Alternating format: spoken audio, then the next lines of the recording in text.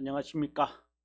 이것이 신앙고백이다 시리즈 7권 중 첫 번째 책 벨지카 신앙고백서 3항 기록된 하나님의 말씀에 관해 강해하도록 하겠습니다. 그러면 먼저 본문을 읽어보도록 하죠. 3항입니다. 기록된 하나님의 말씀.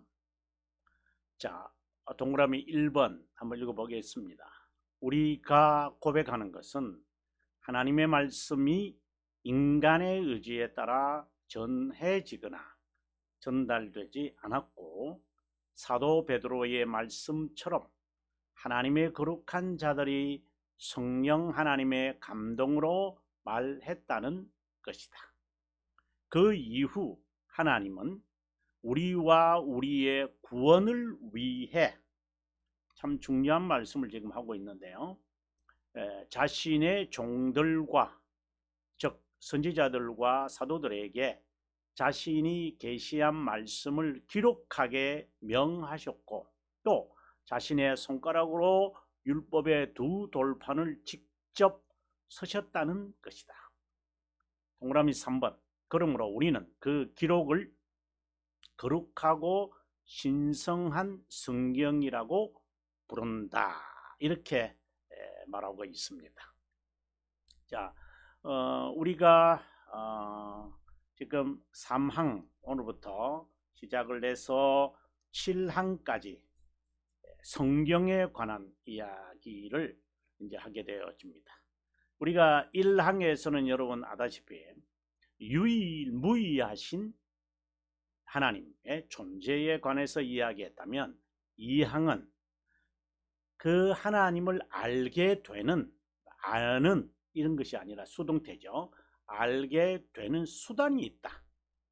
그것이 자연계시와 일반계시와 같이 자연과 양심과 우리 종교를 통해서, 그리고 이제 특별히 그것으로서는 창조자 하나님으로 제한되지만, 그리고 구속자 하나님에 대해서는 알려줄 수 없다. 심지어 창조자 하나님에 대한 자연법, 자연추의, 여러 가지들이 있지만, 그것이 선택된 자들에게서 그러면 창조자 하나님이 아니라 구속자 하나님을 알면 되는 것이니까 굳이 자연에 대해서 알아야 할 필요가 없지 않느냐라고 하는 섣부르고 그리고 성급한 판단을 내려서는 안 됩니다. 항상 묵상해야 되고, 창조자 하나님, 즉 섭리의 하나님, 부성의 하나님에 대하여 늘 채워져야만 합니다. 인간이 영의 음식만 먹고도 살아갈 수가 없고, 육의 음식만 먹고도 살아갈 수가 없고, 영육 간의 양식을 취해야 하는 것과 같은 원리입니다. 그렇다고 해서 육의 음식이 먹으면 영의 음식이 배부를 것이다 라는 착각과, 영의 음식을 먹으면 육의 음식이 배부른다라고 하는 과신도 문제가 되지만, 항상 영육의 양식을 먹어야 하고, 또한 그것에 따라서 훈련과 훈계와 훈육을 받으면서 살아가야 된다 라고 하는 이 원리들을 우리가 알고, 이제 좀 더 구체적으로 3항에서 7항까지 이제 성경에 관하여 제가 글을 썼는데, 여러분에게 하나씩 읽으면서 여러분들에게 설명해 드리도록 하겠습니다. 먼저 30곡입니다. 하나님은 자신을 알게 하는 수단으로 일반계시, 자연과 특별계시, 즉 거룩하고 신성한 말씀, 지금 여기서 말하고 있는 내용을 지금 제가 방금 말했던 것처럼 언급을 합니다. 제1저자이신 성령 하나님의 감동으로 선지자와 사도, 보통 이제 이 두 부류를 우리가 말하는 것은 성경의 제2저자라고 그러잖아요. 그죠? 성경의 제2저자다. 방금 언급한 것처럼, 그럼 제1저자는 누구냐? 하나님이시죠. 이제 여기서 이제 우리가 조금 조심해야 될 부분. 그러면 성자 하나님과 성령 하나님은 뭐였나?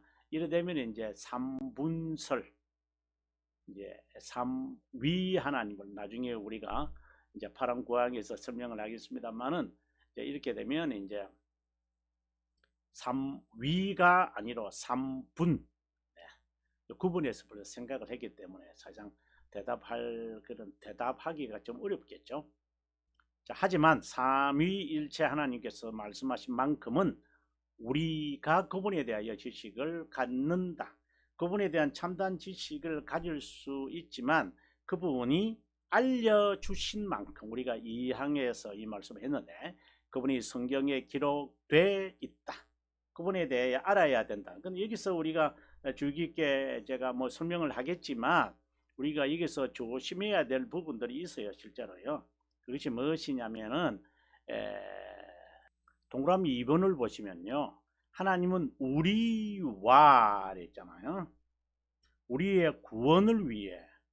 그럼 여기서 말하는 우리라는 것이 누굴까요? 바로 선택된 자죠. 우리가 여기서 이것에 대한 개념이 분명히 있어야 됩니다. 그 다음에 선택된 자의 구원의 진리에 관한 겁니다.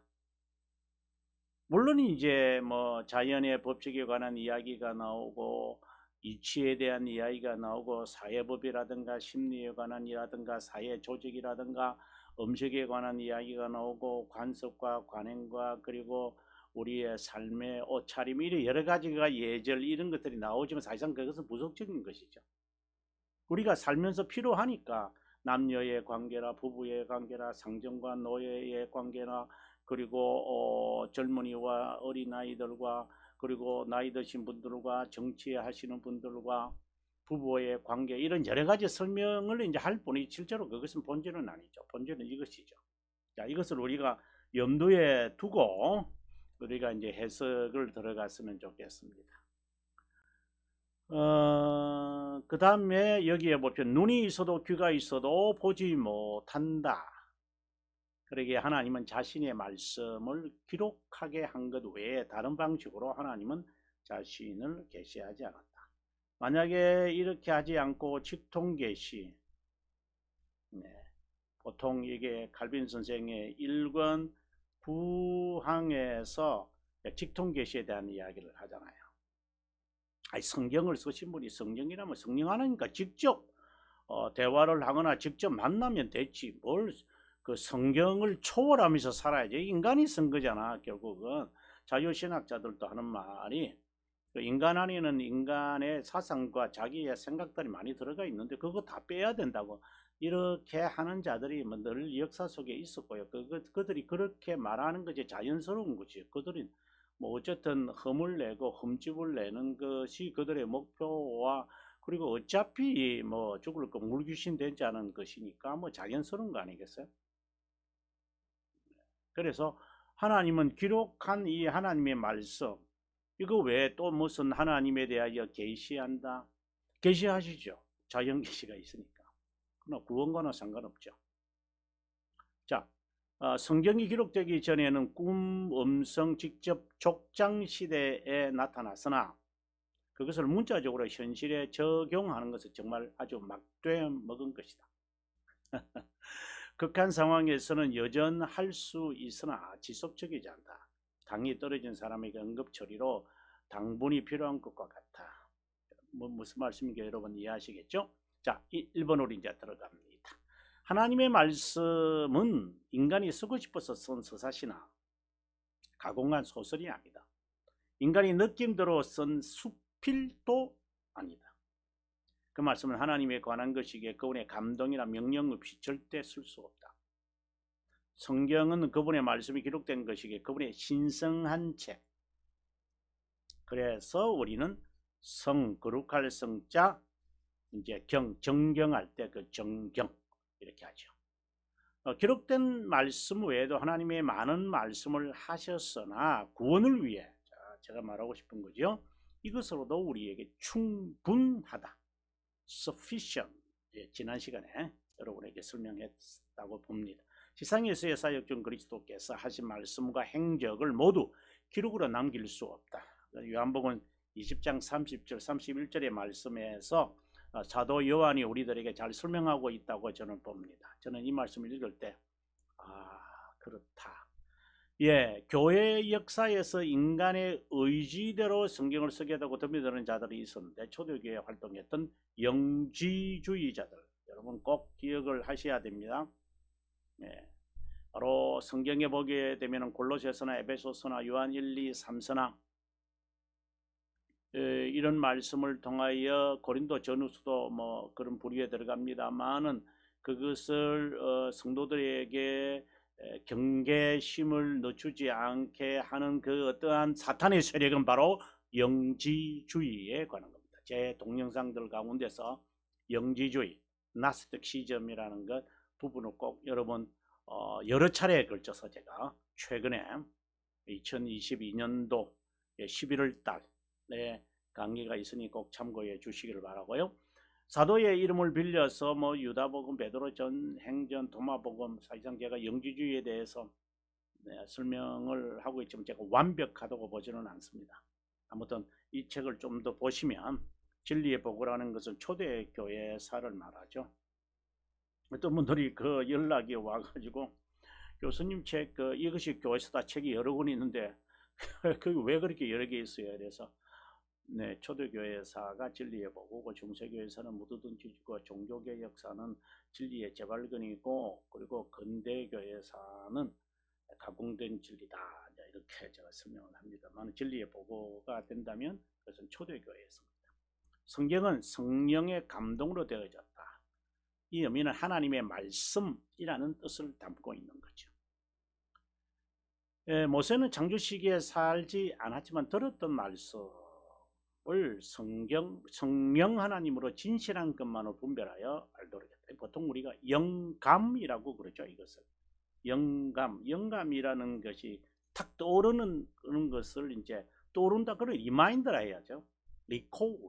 그러나 인스피레이션이라는 것은 이제 뭐 계시를 보고 뭐 입신을 하고 뭐 보지 못한 것이 보이고 뭐 들리는 소리가 뭐 영의 소리들 이런 말을 하는 것이 아니라 이 마음, 이 우리의 영이나 우리의 이 깨달음이 오성이 아니고 이성에 전에 깨닫지 못했고 연결되지 못하고 조합되지 않는 어떠한 것들이 구슬이 이제 서말이 꿰듯이 딱 끼면서 이런 말씀이 저렇게 저런 뜻을 갖고 있는 것이구나, 이런 말씀들이었었구나, 이것은 잘못되게 내가 전달될 수도 있었겠구나, 이런 이제 여러 인스피레이션이 있어요. 네. 신약 성경에도 예수님의 말씀을 기록하고자 하는 자들이 많았다고 누가복음의 저자와 사도행전의 저자인 누가가 이제 이 말씀을 잘하고 있잖아요. 자, 봅니다. 계속해서 자신이 느끼고 깨달은 것을 타인이 공유하는 보람을 찾으려는 정황은 이해되지만 진정한 사실상 뭐 요즘에 뭐 이북 얘기 있잖아요. 전자책 이런 것을 해서 뭐 동영상 유튜브 저도 동영상 유튜브 하고 있습니다만은 돈 되면 좋고 뭐 이런 식으로 이제 그런 것과는 구별하고 싶다는 말을 제가 지금 하고 있는 겁니다. 엘리야는 이스라엘의 백성이 존경하는 자였으나 성경을 기록하지 않았다. 예수님께서 변화산에서 있을 때에 모세와 엘리야가 함께 대화하는 것이 있었는데 왜 엘리야는 성경을 쓰지 않았을까요? 하나님이 원치 않았기 때문이겠죠. 뭐 이것은 제 생각입니다. 근데 이유는 모릅니다. 뭐 성경에. 하지만 하나님이 쓰라고 하는 것을 쓰는 사람이 있는 거지. 그 사람 자체의 무슨 고기성, 귀함 이런 것 사실상 없지는 않겠으나 그것은 판단의 기준이 아니겠죠. 자, 두 번째를 봅니다. 하나님은 자신의 자녀 선택된 자를 특별히 보호하기 위해, 참 이 말씀이 너무나도 위로가 됩니다. 자신의 종들에게 말씀을 기록하게 했다. 매우 중요한 고백이다. 하나님의 기록된 말씀을 우리와 우리의 구원을 위한 거예요. 앞서 제가 좀 이렇게 언더라인을 하면서 포인트 아웃을 했는데 여러분 꼭 기억했으면 좋겠습니다. 우리를 특별히 보호한다는 것은 유별나고 특유한 보호를 의미하지 않고 더 나은 보다, better 이런 말이겠죠. better. 그러니까 하나님의 방식입니다. 지금 꼭 들어주셔야 되는데, 꼭 이건 합격해야 되는데, 이거는 또 성공되어야 하나님의 방식으로 우리를 보호하십니다. 특별하다. 이러면서 제가 특별이라는 단어, special, particular, 그 다음에 peculiar라고 하는 단어를 그냥 뭐 걸쩍걸쩍 했는데 여러분께서 예, 그냥 반찬으로 드시면 좋겠습니다. 인간이 상상하는 이기적 보호가 아니라 제가 보호에 대한 이야기죠. 하나님의 better way가 있습니다. 사람이 바라는 대로 이루어지는 야망과는 다르다. 보호를 받는 사람은 인간 측면에서 보면 하나님을 사랑하는 자, 하나님의 측면에서 보면, 이거는 제가 아주 중요하게 지금 이야기를 하고 있는 부분인데요. 요거는 인간 측면, 하나님 측면, 요 판서를 해서 한번 설명할게요. 인간 측면, 그리고 하나님 측면. 성경은 두 가지 측면으로 되어 있다. 어떻게 보면 하나님의 말씀에 대한 해설, 보통 이걸 갖다가 프리칭으로 이제 많이 이제 우리가 해석이 되어지고요. 이것은 해설이라기보다도 하나님의 음성, 하나님의 말씀, 이렇게 말씀이라고 합니다. 네, 말씀입니다. 이것은 하나님께서 우리들에게 직접 하시는 목소리일 수도 있겠고, 그리고 대언할 수도 있겠죠. 그러니까 speak, 하나님이 스피킹 하는 것입니다. 그래서 성경은 이 두 가지의 면이 있음을 알아야만 한다. 이것은 인간의 측면에서 지금 보고 있는 것이구나. 예를 들어서 후회하셨다. 이라면 그건 인간의 측면에서 해설이거든요. 그럼 하나님께서 이렇게 말씀하셨다고 사무엘에게 했잖아요. 내가 택한 것을, 사울 왕을 택한 것을 후회한다. 자, 그럼 하나님이 직접 말씀하셨을까요? 아니거든요. 들은 것을 이제 설명을 하는 거죠. 설명이라기보다 그것을 이제 딕테이션 하는 거죠. 그대로 옮겨 쓰는 거거든요. 자, 이랬을 때야 그 후회라고 하는 것이 하나님이 말씀하신 거예요. 하나님이 그렇게 말씀하셨다고 지금 사무엘이 기록하고 있는 거죠. 자, 이랬을 때에 인간의 측면에서 하나님의 측면을 이제 해설한 거죠. 이것은 어떻게 본다면 하나님에 대한 지식과 관련이 있고, 이것은 인간에 대한 지식과 관련이 있는 것입니다. 하여튼 지금 성경에 관한 이야기하고 앞으로 계속해서 강의하면서 이 내용들은 계속 나올 거니까, 보호받는 사람은 인간 측면에서 보면 하나님을 사랑하는 자이고, 하나님의 측면에서 보면은 자신의 목적을 위해 부르심을 받은 자다. 그래서 우리가 구원에 대하여 하나님의 그 부르심을 보면, 부르심입니다. 이게 부르심이라고 했잖아요. 하나님이 부르심을 본다면은 거듭났다, 중생, 하나님의 측면이거든요. 회심했다, 인간의 측면이죠. 부르심이라고 하는 것에 대해서도 우리가 서로 다르게 볼 수가 있는 거예요. 부르심, 거듭남, 중생, 회심, 어떻게 다를까? 이렇게 이제 언어를 쓸 때의 그 어떤 범주에 따라서, 측면에 따라서 저자가 선택하겠습니다만은, 저는 이제 중생의 경험을 한다, 이것을 저는 이제 회심한다는 뜻으로 제 단어는 그렇게 설명하고 있습니다. 한마디로 선택된 자다. 만사는 선을 향하여 이선이, 이거는 중생되어야 이제 선을 향하게 되죠. 의지가 어떤 경우라도 예외가 없음을 의미한다. 하나님의 영원한 작정은 선택된 자를 위한 것이다. 계속해서 제가 이 말을 하고 있습니다. 하나님이 씁니다. 성도는 이 세상을 사는 동안에 자신만을 위하여 하나님의 유별나고 특이한 배려와 이적을 가정하거나 상상하지 말아야 된다. 어떤 질병도 걸리지 않고, 걸리더라도 항상 낫게 되고, 이런 언제든 형통하고, 이런 것을 자기의 생각으로 너무 그렇게 해서는 안 된다. 장세전 또는 영원에서 작정한 하나님의 목적에 따라 선택된 자를 향한 그분의 뜻을 따라 살아가는 것이 그들에게 가장 큰 기쁨, 위로, 영광이다. 하나님을 기쁨으로 삼고 그분께 영광을 돌리는 것이 가장 큰 기쁨이요, 위로요, 영광이다. 너무나도 대표적인 그 교리문답에 대한 내용들입니다. 그 다음에 우리가 율법의 두 돌판이라고 이야기했는데 그 십계명을 말합니다. 십계명은 도덕법의 요약이다. 먼저 이것을 다 아시겠지만 하나님께서 손가락으로 직접 서셨다는 것은 신적 권위를 의미하는 것이지 신인, 동형, 동성론을 말하는 것이 아니다. 신인, 동형, 동성론.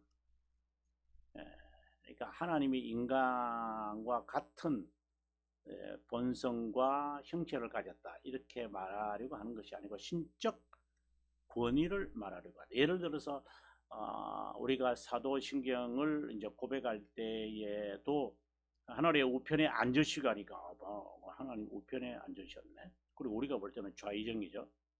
그 말씀이 아니죠. 동등한 권위를 지금 갖고 계신다.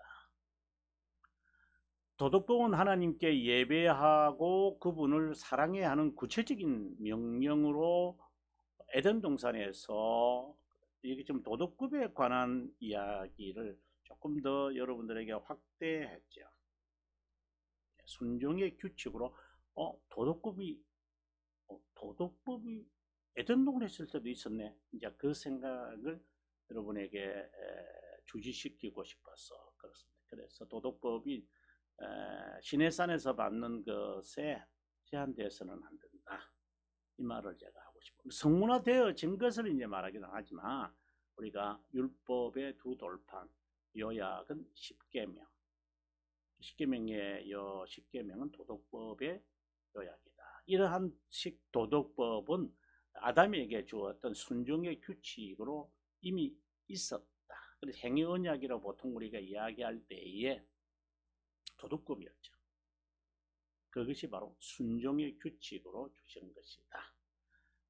하나님 아버지는 자신의 자녀를 위해 사도와 선지자들에게 말씀을 기록하게 하고 그것에 따른 순종을 요구한다. 이거는 자발적인 순종을 의미하는 것은 노예적 복종을 의미하지 않는다. 그분의 부성의 선하심을 조금이라도 깨닫거나 인식한다면 그분을 사랑하고 그분의 명령을 순종하는 데 기쁨을 갖는다.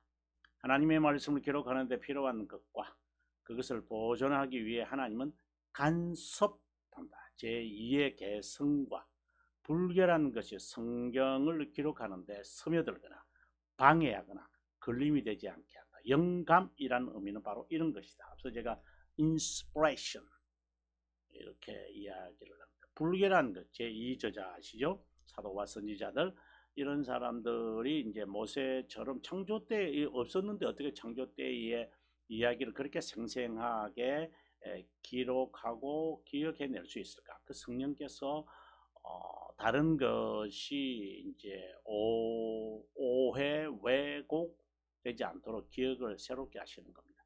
이 저자 간의 차이점은 말씀에 해가 되는 것이 아니라 객관성을 주시는 것이다. 이렇게 이야기하고 있습니다. 그 다음에 세 번째입니다. 하나님의 기록된 말씀은 성경이다. 성경은 거룩하고 지난 시간에 잠깐 제가 그 말을 여러분들에게 했다고 제가 기억을 합니다만은 종교마다 이제 우리가 정경에 관한 이야기를 우리가 다음 시간에 하겠습니다만은 정경은 종교마다 다 있다고 했습니다. 유대교도 그렇고 이슬람도 그렇고 일자입니다. 이슬람도 있는 것이고 그리고 기독교도 있는 것이고 그리고 불교도 있는 것이고 어느 종교든지 간에 그들이 갖고 있는 정경이 있는데 이거는 모세 오경이고 코란경이고 성경이고 불경이라고 한다. 이런 것을 말하는 거죠. 이걸 다 우리가 이야기하는데, 특별히 기록된 하나님의 말씀인 성경이라고 하는 이유는 뭐냐? 바로 정경이기 때문에 성경. 성경은 거룩하고 신성하다. 그래. 하나님의 말씀이 기록되어 있으니까 성경 거룩하고 신성하다는 거죠. 근데 그것은 믿음과 순종을 요구합니다. 거룩하다는 것은 하나님의 지식을 담겨 있다는 것이고, 성경 외에는 하나님을 알 수 없다는 것을 의미합니다. 신앙 고백의 순서에서 성경 주제 이후 순서를 볼 때 잘 나타난다. 자, 우리가 이 신앙 고백서는 이제 벨기카 신앙 고백서의 순서를 보면 잘 나타난다. 그 말을 지금 제가 하고 있습니다. 자, 그 다음에 계속해서 봅니다. 신성하다는 것은 신적 권위를 받는다. 앞서 이걸 좀 구분했으면 좋겠어요. 거룩하다는 것은 하나님의 지식을 갖고 있다는 것이고, 성경 외에 하나님을 알 수 없다는 뜻을 갖고 있다라고 하는 먼저 이 말. 그 다음에 이제 이어서 이제 신성하다는 뜻이 뭐냐? 신적 권위를 말하고 우리에게 순종을 요구한다는 것이다. 하나님에 관한 지식을 담고 있기에 거룩하다 했는데, 권위가 있어 순종을 요구한다. 그래서 성경은 순종의 유일한 책이라고 말한다. 믿음과 순종에 관한 것인데, 믿음은 거룩하다는 것, 그리고 순종은 신성하다 와 관련이 있다. 그래서 하나님의 말씀이 신성하다는 것은 신적 권위를 지니고 있기 때문이다. 성경을 영어로 Holy Scripture 또는 Bible이라고 말하는 어떤 차이가 있을까? 이거는 여러분들에게 그냥 제가 걸쩍걸쩍 쓴 건데요. 잘 아시겠지만 보통 Scripture라고 말합니다. 킹 제임스 버전 1611년에 이제 작성된 레이먼드에 의해서 이제 제임스 1세 시기에 청교도들이 모여서 이제 당시에 그 성공의 사람들, 앵글리칸저와 그리고 프레스비테리안저와 우리가 청교도라고 말할 수 있는 사람들과 이제 모여서 성경을 이제 하게 되었죠. 그때 이제 Holy Scripture라고 합니다. 신약 성경에서 하나님의 말씀이라고 표기하고요. 구약 성경에서는 하나님의 영감으로서인 것이라는 의미로 씁니다. 신약 성경에서 우리가 Holy Scripture 이렇게 복수를 가끔 이제 사용합니다. 단수로 사용할 때는 신성한 문서라는 뜻보다는 성경 중에 한 권, 이렇게 66권이니까 한 권씩을 말할 때 그런 것이다. 그럼 바이블이라는 또 말이 뭐냐? 이 의미는 신성한 문서를 한 묶음으로 이렇게 된 것을 이야기한다. 그리스 타비브리아라는 것은 책들을 의미하므로 복수 스크립처를 대신해서, 그래서 The Bible이라는 말은 Scriptures와 바꾸어서 사용할 수 있는 것이다. 존 위클리프가 영어로 이제 번역을 하면서 바이블이라는 단어를 처음 이제 사용하게 되어졌습니다. 결론적으로 말하면 복수 스크립처, 성경 전집으로서의 바이블이라는 말이고, 단수로 말하면 한 권씩을 이제 의미하는 것이다라고 되어 있습니다. 예, 다음 시간에 여러분들에게 방금 말씀드린 대로 정경인 성경에 관하여 여러분에게 설명해 드리도록 하겠습니다. 시청해 주셔서 감사합니다. 저는 다음 시간 인사드리겠습니다. 평안한 시간 보내시죠.